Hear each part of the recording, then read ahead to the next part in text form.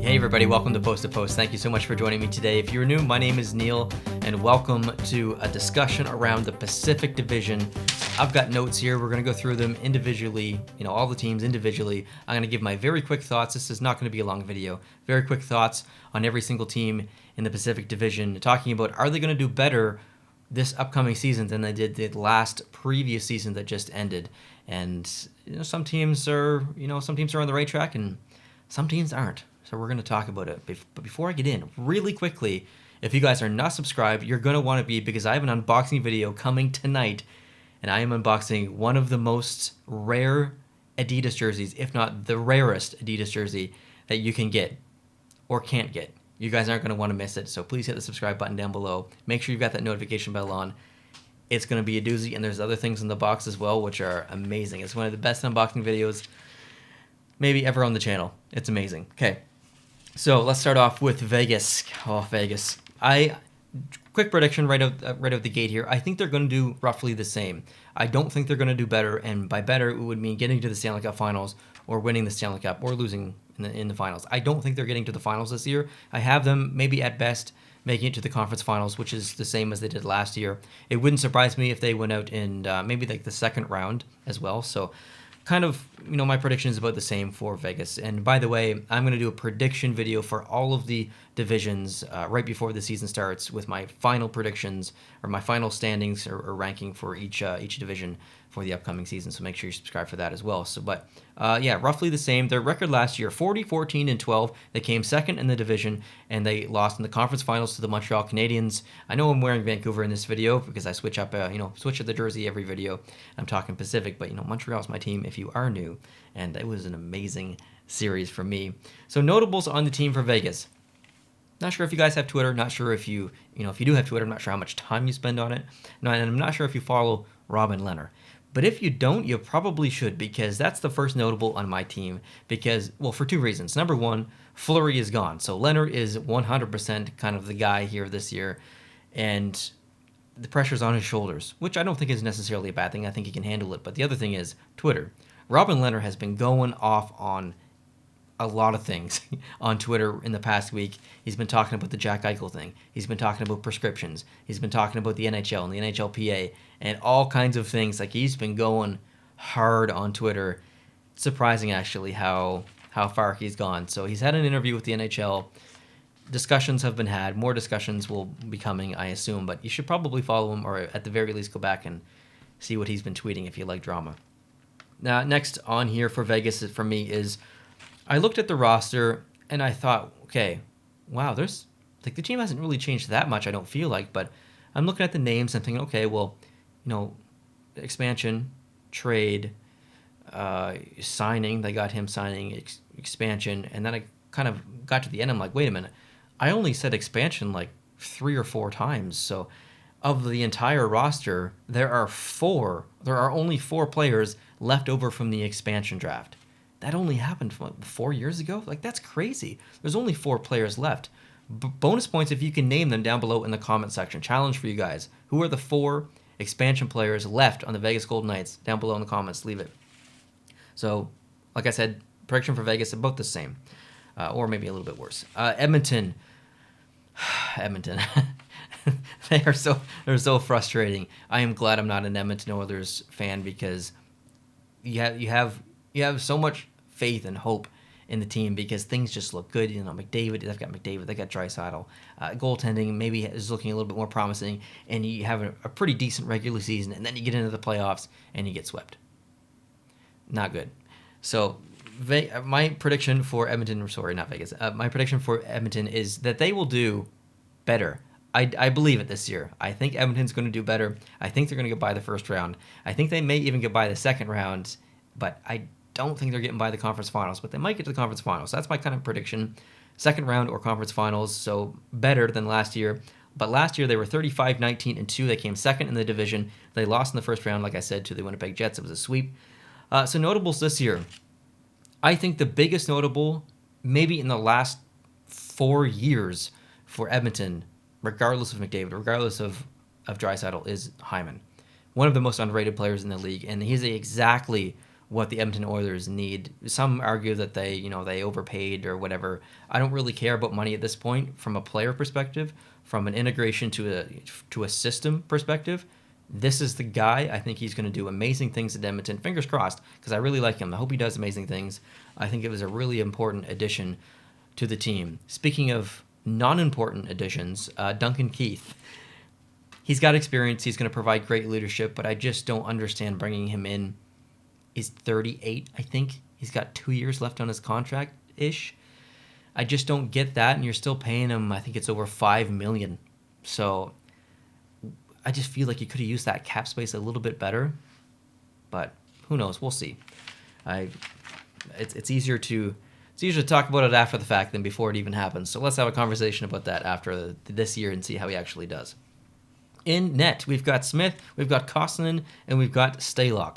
So Smith has been criticized for being extremely inconsistent.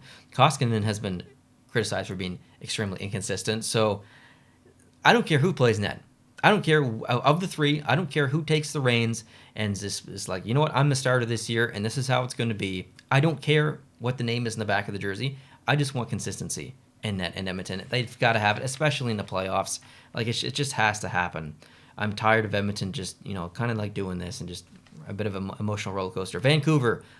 I think Vancouver is going to do better, and it's not just because I'm wearing Vancouver in this video. I actually genuinely do believe that they're going to do better, but I don't like everything that they've done. But let's look at last year. 23, 29, and 4. They came 7th. Not a great year. They would have had a lot better year if they didn't have to play the Montreal Canadiens, because Montreal, I think, beat them pretty much every game. I think they beat them like 7 times or something ridiculous like that. Notables for the team for me. Ekman Larsson, there's no question that this is the biggest question mark around the Vancouver Canucks this year. He's only ever played with Arizona. He's trailed off as far as production, as far as defensively. Basically, every aspect of his game has trailed off. So I don't want to say that he's declining, but I would have said that, or I will say that his time in Arizona has made him decline. I don't know if that decline would have happened if he was on a different team. So, with that said, I'm not going to judge Ekman Larsson too heavily right now. I want to see half a season with Vancouver, but I fear the same thing will happen that happened to Holtby. Fans are really excited. Got a big guy coming in, and it just doesn't work. And I kind of feel like that may happen with Ekman Larsson, but I'm hoping that it doesn't. Hoping that he proves us wrong in these past couple of years, and he has a really, really good first year in Vancouver. Next, in net, well, speaking of which, it's no more Holtby. So there's Demko, and then there's Halak. I really like Halak. I've liked Halak since 2010 when he was with Montreal. He's one of my favorite goaltenders in the history of the NHL. Followed him to multiple teams, even when he was on the hated Boston Bruins. I still liked him. And so I don't really care who plays net for Vancouver. I just want them to be consistent. Garland was another really cool addition for the Vancouver Canucks. I think he's going to fit in really well there. And then another notable, Dickinson. So Dickinson came from Dallas, and comes from a very different system in Dallas. And Dickinson is offensively gifted. He can play defense as well, but I think he was held back a little bit by the structure and the system that was in place in Dallas. So I think him coming into maybe a little bit more free system in Vancouver, having a little bit more ability to be creative, I think will be very beneficial for Dickinson. So keep your eye on him. I think he's going to have a really good year with Vancouver. Next up is Calgary. I predict them to do roughly the same. I don't expect big things from Calgary this year. Last year they were 26, 27, and 3. They came 5th in the division. So my notables this year is, well, number 1, Gaudreau, because what's going on? I'm tired of the rumors. Every single year for the past 4 years, there's been Johnny Gaudreau trade rumors. And every year it intensifies. And now it's to the point where it's just exhausting. Like, I'm just tired of hearing it. Like, either keep him or trade him. I'm just tired of hearing it. And he needs to be, maybe the theme of this video is consistency, because he needs to be consistent, and he needs to be a little bit more physical.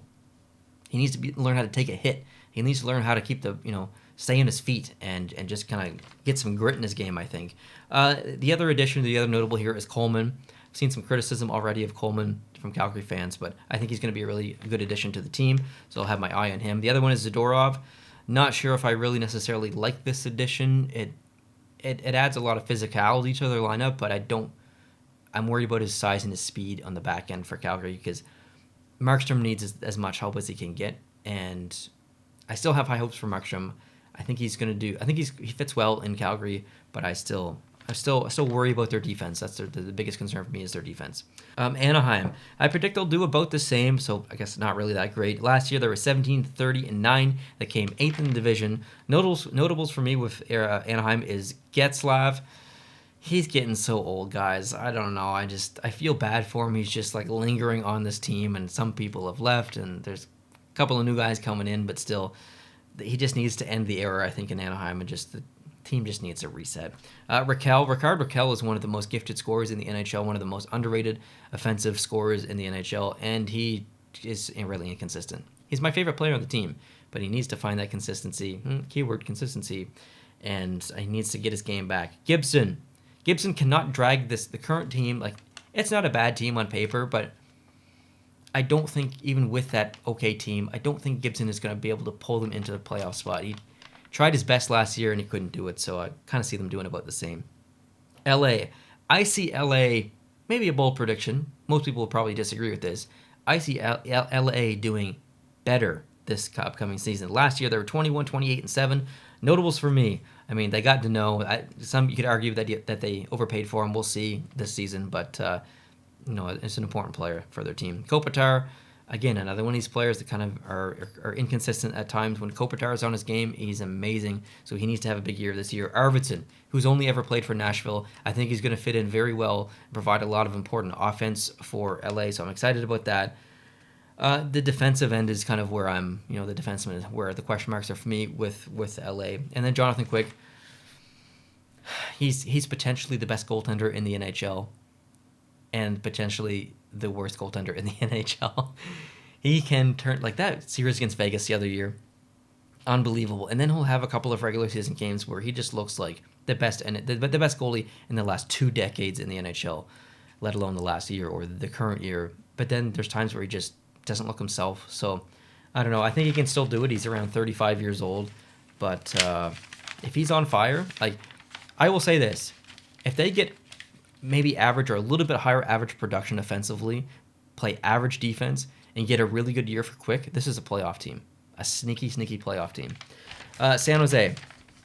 My second favorite team, actually. I see them doing about the same. So they were 21, 28, and 7. They came 7th last year in the division. Notables for me, Kane.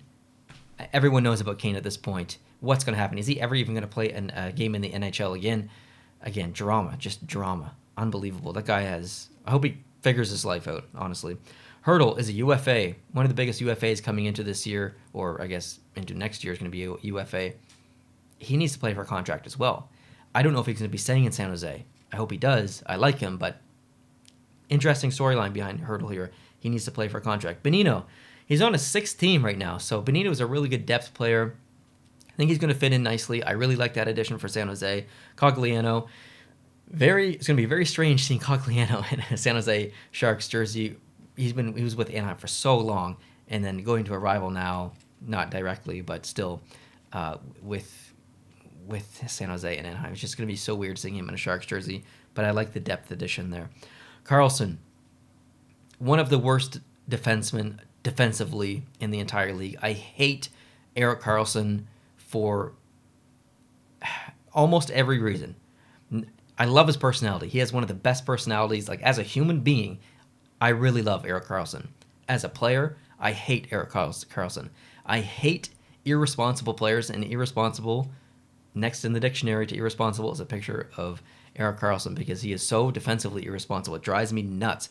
Same with Burns. Burns is not very good defensively either. You're giving up so much when you add the offensive abilities of Karlsson and Burns, which is impressive, which is a lot. But defensively, they're just such a liability. It's just not how I would build my back end if I was in charge. And what do I know? I'm making videos on YouTube. In net, we've got Reimer and Hill.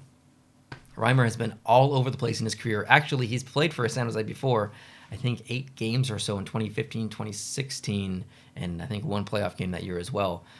But it's going to be interesting to see him in San Jose. I actually think he's going to do pretty good. I'm not a big Reimer fan, but I think he'll do okay. And then Hill comes from Arizona, so we'll see how he does. I'm not super thrilled about the lineup in net for San Jose, but I'm sure as heck glad that Jones isn't there anymore because, man, that guy drove me nuts. So I don't know. I disappointed in San Jose because of kind of the position that they're in as a team, and they're my second favorite team. but I think they're going to be, objectively, I think they're going to do about the same, which is not that great, really. So that kind of wraps it up. I guess I said this was a quick video, but I guess it's not really. So thanks for watching, guys. I appreciate you. If you want to see the central version of this video, please hit the subscribe button down below. And if you want to see the unboxing tonight, like I said, it's going to be amazing. Would love it for you to go and check it out and see what jersey that's going to be. There's also some other stuff in the box too that's really awesome. So we'll love to see you then. Have a great day, and I'll talk to you soon. Adios.